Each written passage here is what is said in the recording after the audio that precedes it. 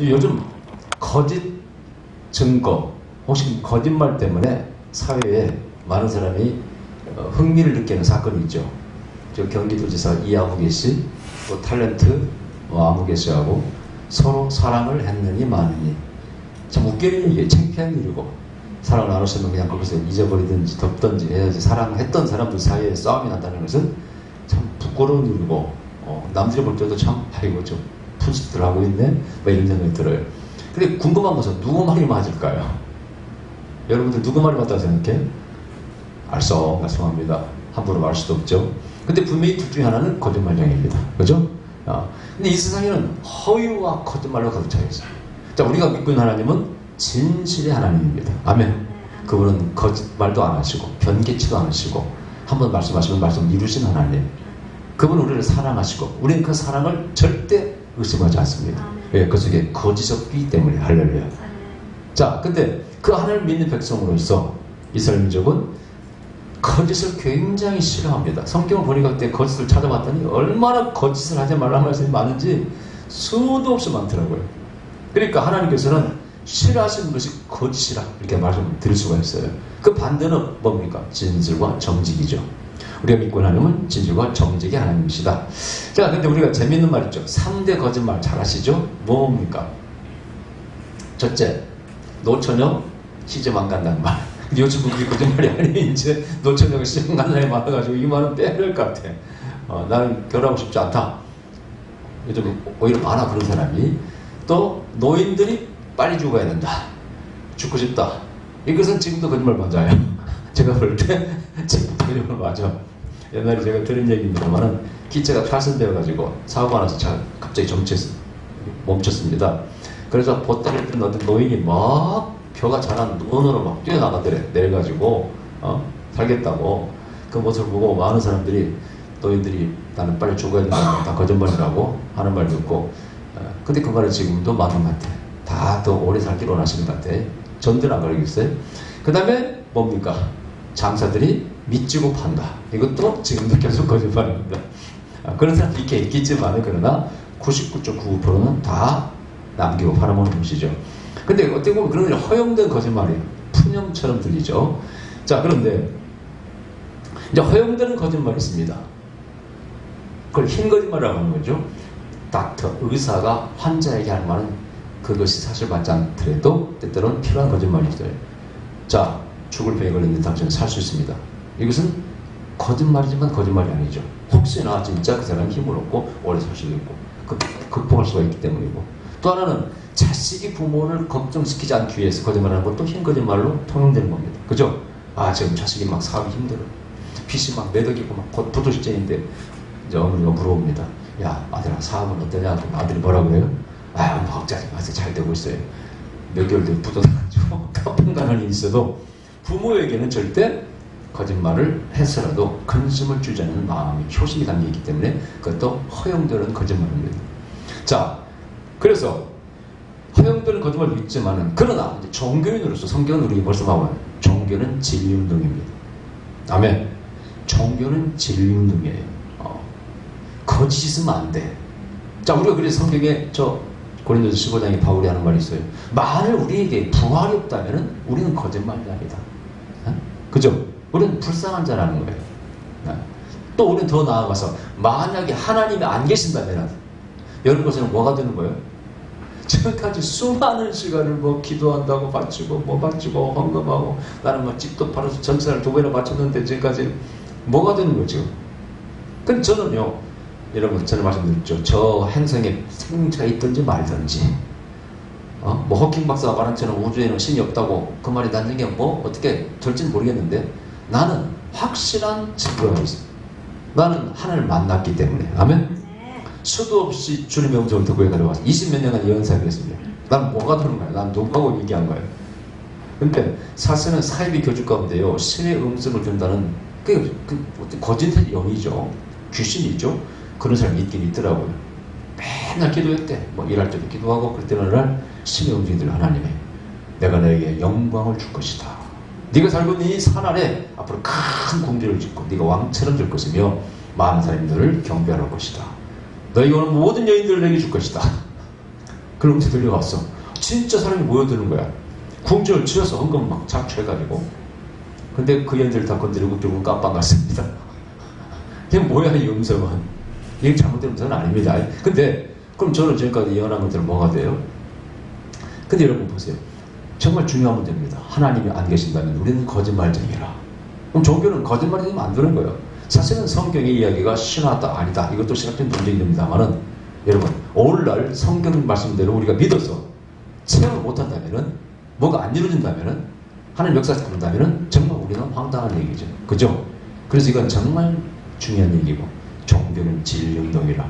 그렇다면 우리가 이제 흔히 말하는 교회 내 정치 세계가 있어요. 뭐 노회장이 되고 청회장이 된다든가 뭐 이런 세계가 있어요. 수많은 거짓말을 합니다. 또 큰 교회 담임 목사가 보면은 자기를 학벌 유지하고 해서 나중에 가짜가 드러나고 논문을 베꼈다는 등 그런 진실과 반대되는 현상들이 일어날 때 어떻게 할 것인가? 이걸 교회는 물론 용서하고 수용도 합니다만은 그러니까 이런 것들이 전부 다 심각하게 닥쳐오는 것들이에요. 여러분 가정에서 마찬가지입니다. 가정은 정말 진실과 정직이 있어야 됩니다. 부부 간에, 부자 간에. 뭐 여기 거짓말이 어떻게 될까요? 이것도 좀 황당한 일입니다. 그렇다면 가정은 결국 깨지게 되는 것이죠. 자, 근데 예수님의 죽음은 사실은 거짓 증언이기 때문입니다. 여러분 예수님이 예수님을 공격하는 자들, 비난하고 비판하고 죽이려고 했던 자들이 전부 다 거짓 증인을 세워서 예수님 죽이려고 했어요. 자, 로마 황제에게 자기가 왕이라고 했다. 그 다음에 성전을 이자가 3일 내에 허물었다가 다시 짓겠다고 했다. 사실 그게 예수님이 자신의 몸을 가리켜 말하는 것인데 그걸 갖다 이해하지 못하고 그걸 증인, 거짓 증인을 세워가지고 얘를 죽이려고 했어요. 그래서 예수님은 거짓 증인 때문에 사실 어떻게 보면 돌아가신 것이고 물론 그것이 예수님의 사명이고 숙명입니다만은 그렇게 또 다른 측면에서는 볼 수가 있는 것입니다. 그러니까 거짓 증언은 정말 성경에서는 증오하는 것들이에요. 자, 그래서 마태복음 26장 50절에 보면 대제사장들과 온 공회가 예수를 죽이려고 그를 칠 거짓 증거를 찾으매 어떤 사람들이 일어나 예수를 쳐서 거짓 증거에 거르되 마가복음 14장 57절 이렇게 되어 있습니다. 자, 그런데 우리의 삶 가운데 정말 건전한 삶은 뭐냐? 거짓말을 할 위치에 안 올라가야 돼.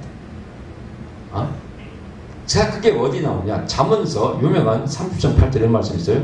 곧 허탄과 거짓말을 내게서 멀리 하옵시며 나로 가난하게도 마옵시고 부하게도 마옵시고 오직 필요한 양식으로 내게 먹이시옵소서. 이런 말씀이 있어요. 이 말씀 묵상하면서 그래, 그럼 내가 거짓말을 하지 않고 살려면은 내 삶이 건전해야 되는데 건전하려면은 너무나 불화가 되어서 안 되고 너무 가난해서도 안 되겠구나. 여러분 보세요.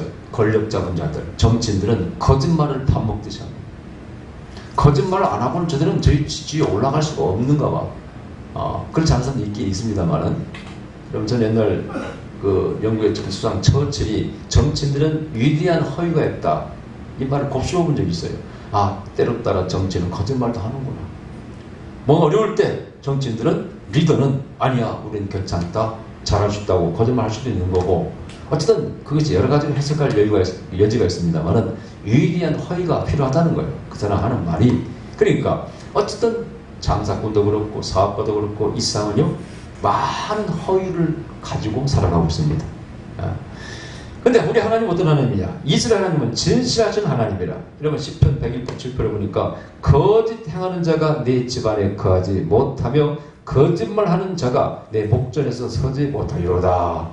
또 잠언서 6장 17절에 곧 교만한 눈과 거짓된 혀와 무죄한 자의 피를 흘리는 손과 이 손과 눈 이런 거 다 이렇게 덧붙여놨는데 거기에 거짓된 혀를 증오한다고 되어 있습니다. 하나님은 거짓을 싫어하신다고 되어 있습니다. 그러면 왜 하나님은 거짓을 싫어하실까? 하나님은 그 본질이 정직과 진실입니다. 할렐루야. 여러분 우리의 삶을, 우리의 세상을 이끌어가는 기둥은 사실은 정직과 진실이에요. 우리가 보통 사필귀정이라는 말을 했습니다. 모든 것은 바른 대로 흘러간다는 뜻이죠. 그 바른 대로 흘러가는 것이 뭐예요?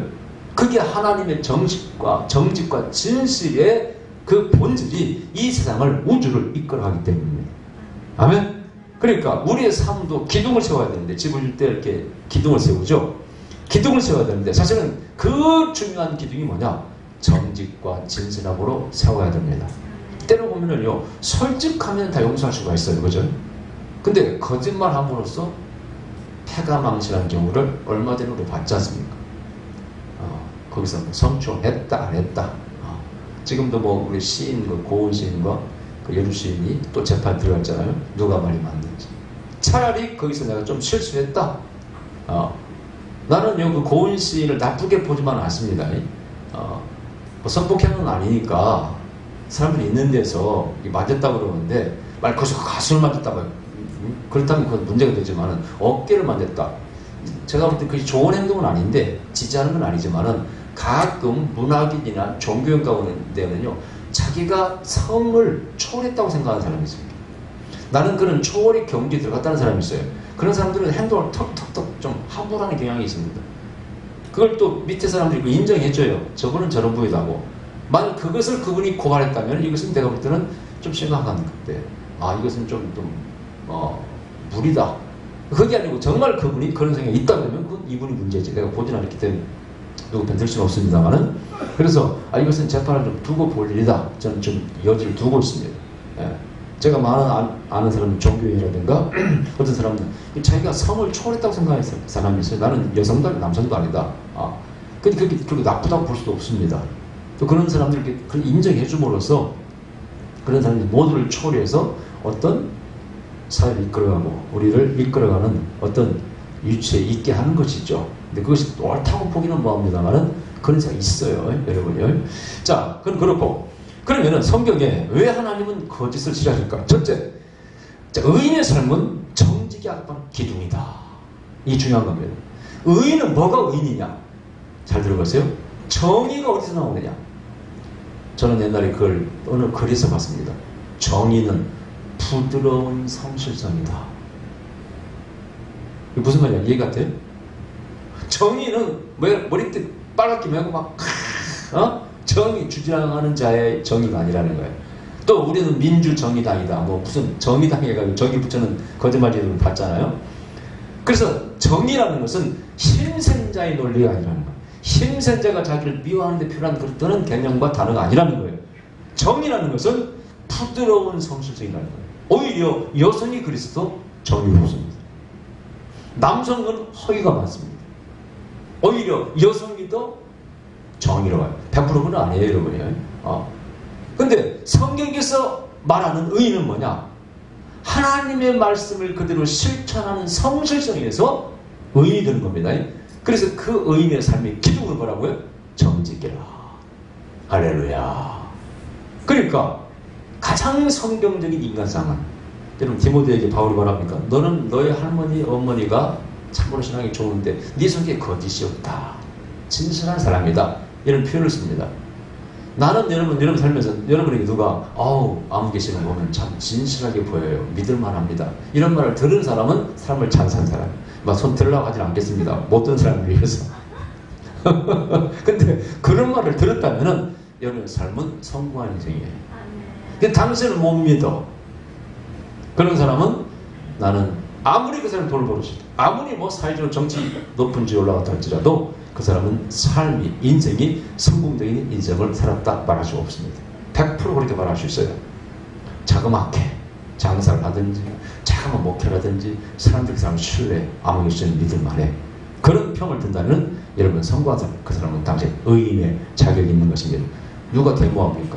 누가 독자에 한도합니까? 여러분 제가 목격한 바로는 힘센 특산자가 아니었습니다. 제가 지금 기억하는 옛날 6월 10일 그 민주항쟁 때 말이죠.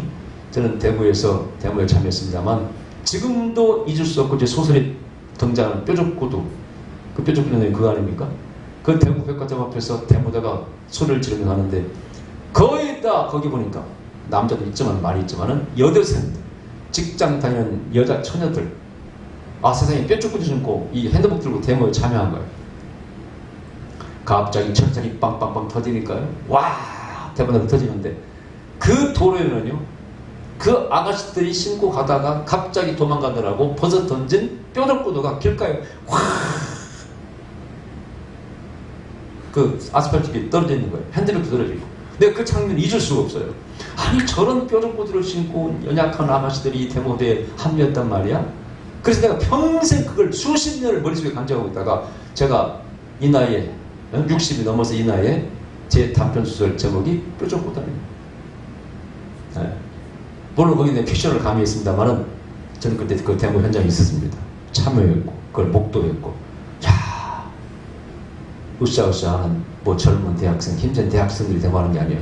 그들은 물론 앞장서 열심히 합니다만 그러나 거기 수많은 연약한 아가씨들 여인들이 참여했다는 것을 우리 기억해야 됩니다. 만약 여러분이 그런 데모에 참여했다면 차 한 잔 내가 사주고 싶습니다. 안타깝게도 여기는 없는 것 같아요. 제가 볼 때. 여러분 역사의 중요한 사건 때 현장 때 그 장면을 그 사건의 자리를 외면하지 마세요. 그 인생은 자산은 아닙니다. 여러분. 자 그래서 이 역사에 보면은 억울한 게 많아요. 의인들은 당합니다. 힘이 없기 때문에. 제가 이렇게 자료를 조사하면서요. 저는 그 시대에 살지 않았습니다. 우리나라에 이승만 정권이 죽인 사람 중에 하나가 진보 정치인 바로 조봉암 선생입니다. 근데 그 조봉암 선생을 간첩으로 몰았어요. 근데 여기 뭐냐? 간첩을 겁박을 해가지고 조봉암 선생이 북한으로부터 정치자금을 받았다고 거짓 자백을 하게 한 거예요. 그래서 사형시켜버린 겁니다. 자기의 라이벌을 사형시켜버렸어요. 물론 이승만 대통령이 이걸 지시했는가는 모르겠어요. 그러나 그 본인이 묻게 했던지 그 밑에 선에서 완전히 그건 조작한 것이죠. 역사는 그렇게 흘러갑니다. 얼마나 억울합니까? 없는 죄를 뒤집어 쓰고 죽어가는 수많은 이 땅에 의인들이 많아요. 제가요 이번에도 보면은 세월호 사건도 마찬가지예요. 막 누명이 세월호 그 가족들에게 누명이 씌워져. 제가 그 유족 대표였던 목사님 만났잖아요. 아들을 잃은 목사님이신데 너무 억울하대. 그렇게 그 보수 꼴통들이 공격합니다. 마치 자기 자식의 그 죽음을 가지고 돈으로 흥정하고 치부하려는 사람들을 막 꾸미는 거예요. 그래서 보상금이 얼마 받았느니 그걸 공격하고. 근데 그들은 한결같이 지금 사건의 내막이 확실한 내용이 이렇게 조사가 되지 않잖느냐. 그걸 밝혀달라는 거예요. 억울하게 죽었기 때문에 돈은 보상은 그 다음이라. 그래서 그때 만났을 때도 자기는 아직 보상도 안 받았대요. 근데 이미 보상을 타갔느니 뭐 얼마를 받았느니 온갖 공격을 타고 가짜뉴스를 만들어서 유튜브에 뿌리고 화 있을진저 더러운 영혼의 소유자. 여러분 나는 100% 그런 사람은 지옥 간다고 확신합니다. 그 중에 기독교인들이 끼 있다는 거 이 저주스러운 일입니다. 진짜. 수많은 기독교인들이 보수라는 그 이념 말에서 종동하고 있습니다. 우상숭배하고 있습니다. 거짓 뉴스를 막 뿌리고 있습니다. 문재인 빨갱이다 뭐 얼마나 기독교인들이 뿌리고 있습니다. 문재인은 탄핵 줄 것이 내가 집행하니까 누가 묻더라고. 목사가 물으니까 목사는 탄핵 줄 거라고 생각하냐고. 그러나 참 한심스러워가지고 이게 기독교인들이에요. 추한 기독교의 모습. 거짓의 편에 거짓 뉴스를. 여러분 제일 불쌍한 건 또 광주 민주화운동 때 죽은 사람들입니다. 일부 보수 농객이라는 사람들 또 꼴통들이 가짜 뉴스를 만들어 유튜브에 뿌려놓았습니다. 그게 외국 주소로 되어 있어서 어떻게 지울 수가 없답니다. 북한군 600명을 그때 침투시켜가지고 양민을 죽인 것은 공수부대가 아니고 북한군이더라고 이렇게 가짜 뉴스를 만들어가지고 유튜브에 뿌려놨습니다. 동영상. 그것도 가짜 간첩이 이렇게 증거를 했다 해가지고 얼마나 억울할 일입니까? 저는 전두환이도요. 보수 농객 누구의 아무개도 절대 그런 적 없다고 했는데 슬쩍 전두환이 자기 뭐 있으면 자서전에 그걸 받아들여서 써라 집어넣었습니다. 그런데 미국 CIA 비밀 보고서가 공개되었어요. 거기에 북한군의 침투, 남판, 침투시킨 흔적이 없다. 아니, 밝혔어요. 그 보고국이 몇십 년 지나면 다 이렇게 드러내야 되잖아요. 오픈시키잖아요. 미국 CIA 보고서에 들어있습니다. 그런 흔적도 없었고, 그때 조사위원회에서 다 이미 보수들 정권 밑에서 조사해서 없었다고 되어 있는 걸 지금도 그걸 지만원 이런 악당 같은 악인들이 꾸미고 계속 나발부릅니다. 그것을 동아방 TV, 조선 TV에서 방영까지 해서 나중에 아마 사과가 있을 거예요. 화 있을진저 거짓 뉴스를 남발하는 자다. 100% 지옥 갑니다, 여러분. 이게 성경에 나와 있어요. 요한계시록에 나와 있어요. 거짓을 행하는 자는 절대 하나님의 날, 내 집 하나님께 들어올 수가 없다고 합니다. 얼마나 많은 수많은 사람들이 한을 맺히냐? 얼마나 많은 사람이 그 눈물을 뺍니까? 한 맺힌 눈물을 빼 거짓 증언은 없어요. 여러분 심각하게 받아들여야 됩니다. 하나님은 절대 그런 자들을 용서하지 않습니다. 그 다음에 이 거짓 증언하면 어떤 사람이 지금 억울한 사람이 생긴 거예요. 특히 재판정에서 보세요. 돈을 주고 사람을 삽니다. 사가지고 거짓 증언하게 만들어요. 저한테 상담하러 오는 사람들 가운데 재판 문제 때문에 오는 사람이 많아요. 하나 우리 오신 권사님 아시죠, 여러분들? 얼마나 저를 괴롭히는지 모르고. 근데 내 마음을 들으면 참 이해는 가. 노인이가 자꾸 한 말을 또 하고 또 가니까 막 질려가지고 그것만 보면은 그냥 제가 가슴이 답답한데, 근데 그분 내용을 들으면 분명히 억울한 거예요. 건물 주인이 증거가 없다고 해서 내쫓고 보상금도 안 주고 내쫓고 가짜 증인을 세워가지고 이런 억울한 일을 당할 때 얼마나 힘들겠습니까? 하나님은 억울한 자의 피를 흘립니다. 억울하게 피 흘리고 죽으면 피가 땅 위에서 호소한다고 되어 있습니다. 아멘. 절대 여러분들은 약자를, 가난한 자를 억울하게 만들면 훨씬 전적 100% 지옥 갑니다. 여러분 그런 자와 천당 같이 갔다고 생각하면 가게에서 선당을 여러분 천당 가지 말고 잘 지옥 가는 게 낫지. 에? 사람들을 약한 자를 괴롭히고 억울하게 해서 억울한 피를 물리는 자들하고 같이 천당에 간다. 가게에서 여러분들이요? 그게 천당입니까? 지옥이지. 절대 세상에서 억울한 자를 만들어서는 안 돼요, 여러분. 기독교는, 종교는 진실운동, 진리운동입니다. 근데 이 종교인들 함부로 목사들이 말이죠, 정당의 편을 들고 말이죠, 거짓 증거를 다 말하고 그냥 카톡으로 보내는 목사들 확 있을진저 한 맺힌 사람들이 한을 딱 밟아버리고 피를 흘리게 만드는 자들, 절대 그런 짓을 해서는 안 됩니다. 내가 여러분 귀 따갑게 말해줄 거예요. 항상 종교는 우리 하나님은 약자 편이고 종교는, 우리 기독교는 항상 약자 편에 서야 된다. 그냥 권력자 오면 그 앞에 가서 아부아부 말해야 대통령 기도문을 한번 하려고 하면 대형교 목사들은 별짓을 다 하고 말이죠. 거기에 무슨 진리가 있습니까? 하나님이 그런 사람을 이쁘다 하겠어요? 내 백성을 질밟는 자.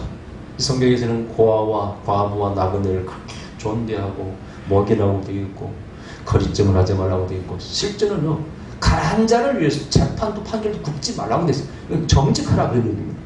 아멘. 이 우주가 모든 것이 그 세운 기둥이 바탕이 정직이라 진실이라. 할렐루야. 그래서 절대 억울한 적 없게 하라. 그게 바로 거짓증하지 말라 그런 얘기입니다, 여러분. 그 다음에 아까 말씀드린 약자를 보호하라는 것입니다. 계속 역사를 통해서 약자는 짓밟혀왔기 때문에 항상 하나님 약자 편이기 때문에 약자를 보호하라는 거예요. 그게 그런 정치 단계이고, 그 다음에 끝으로 이제 거짓의 근원이 뭐냐. 이 성경대로 보면 거짓의 근원은 마귀라고 되어 있습니다. 여러분 요한복음 8장 44절 읽어드릴게요. 너희는 너희 아비 마귀에게서 났으니 너희 아비의 욕심을 너희도 행하고자 하느니라. 저는 처음부터 살인한 자요 진리가 그 속에 없으므로 진리에 서지 못하고 거짓을 말할 때마다 제가 서로 말하나니 이는 저가 거짓말장이요 거짓의 아비가 되었음이니라. 근데 여러분 에덴 동산에서 아담과 하와를 타락시킨 주범이 누구예요? 사단 아닙니까? 사단이 하와를 꼬실 때, 유혹할 때 어떤 말을 했어요? 하나님이 하시지 않은 말씀을 갖다가 했다고 거짓말을 기부시 씌웠죠, 그죠? 네가 이 선악과를 먹으면은 네 눈이 밝아져서 하나님같이 될 것이다.